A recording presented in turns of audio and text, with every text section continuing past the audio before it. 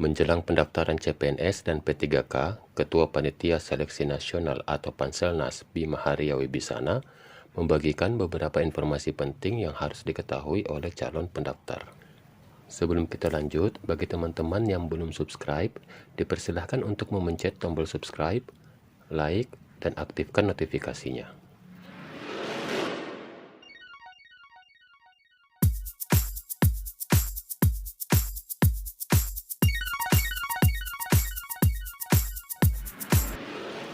Assalamualaikum warahmatullahi wabarakatuh. Ketua Panitia Seleksi Nasional atau Panselnas ASN, Bima Haria Wibisana, membagikan beberapa informasi yang sangat penting dan harus diketahui oleh calon pendaftar. Bima mengatakan, informasi ini sangat penting bagi para pelamar, baik umum ataupun honorer, agar tidak kebingungan saat mendaftar nantinya. Adapun poin penting yang harus diperhatikan saat akan melamar sebagai calon ASN adalah: yang pertama, portal pendaftaran. Panselnas memastikan hanya akan ada satu portal yang digunakan, yakni portal Sistem Seleksi Calon ASN atau SSCASN. Portal pendaftaran ini digunakan untuk 3 kategori rekrutmen calon ASN, yaitu CPNS, Sekolah Kedinasan, dan P3K. Beberapa fitur yang kami perbaiki.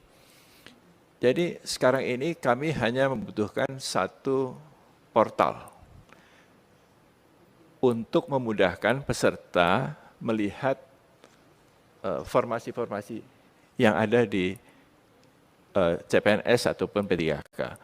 Jadi mereka bisa memilih di sana, misalnya saya seorang sarjana teknik, apakah ada formasi sarjana teknik yang terbuka dan di mana? Yang kedua, peserta tak perlu mengunggah dokumen.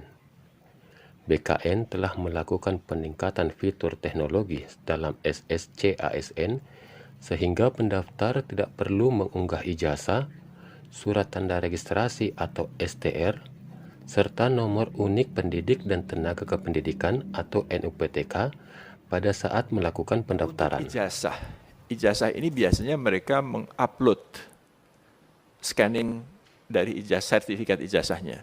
Sekarang tidak lagi. Sekarang ini kami memiliki akses ke Dirjen Dikti untuk mengakses database ijazah. Jadi kalau itu ada di dalam database, itu berarti benar adanya. Jadi tidak perlu mengupload lagi. Nah, untuk tenaga kesehatan, ini kami juga sudah mendapatkan akses untuk bisa mengakses surat tanda registrasi dokter, perawat, bidan, dan lain-lain. Jadi tidak perlu mengupload lagi. Kalaupun daerahnya masih meminta untuk bahan yang diupload, tidak perlu dilihat di sana, tapi cukup untuk dengan mengakses database di Kementerian Kesehatan untuk memverifikasi apakah dokumen itu benar atau tidak. Jadi ini akan sangat memudahkan bagi teman-teman yang akan menseleksi secara administrasi, dan juga akan memudahkan bagi peserta untuk tidak terlalu banyak mengupload dokumen. Ketiga, portal SSCASN terintegrasi.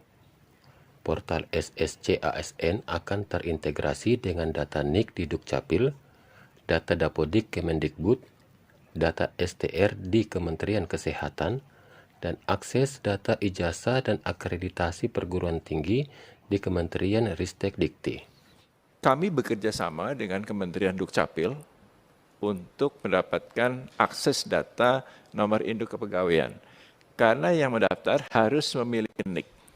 Dan untuk bisa mengkonfirmasi kebenaran NIK itu, kami menggunakan data Dukcapil. Jadi kami tidak menciptakan sendiri. Pastikan NIK dan KK serta data dalam Dapodik sudah benar tanpa ada salah pengetikan. Dan ijazah harus sudah divalidasi. Keempat, peserta bisa akses seluruh formasi. Bima memastikan peserta seleksi ASN akan bisa mengakses informasi seluruh formasi yang dibuka. Hal itu termasuk inovasi baru pada portal SSCASN. Karena pada seleksi sebelumnya, peserta hanya melihat ketersediaan formasi satu persatu di website masing-masing instansi. Jadi sekarang ini kami hanya membutuhkan satu portal untuk memudahkan peserta melihat formasi-formasi yang ada di CPNS ataupun P3K.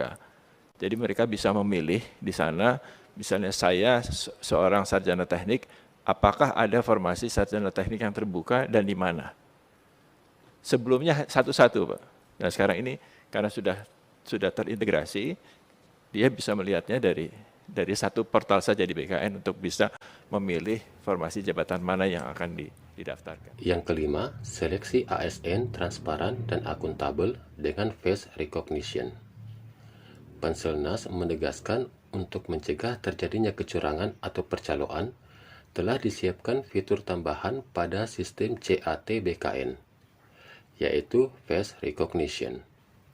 Fitur ini diperuntukkan untuk mengidentifikasi peserta yang melakukan ujian, untuk meminimalkan adanya percaloan saat pelaksanaan tes tersebut. Untuk menjaga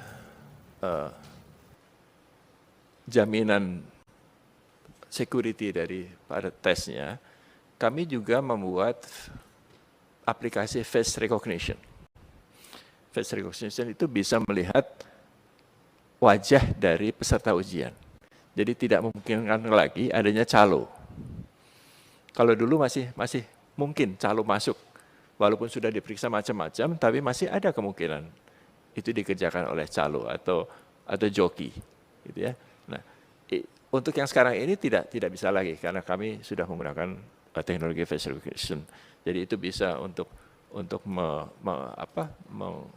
menetralkan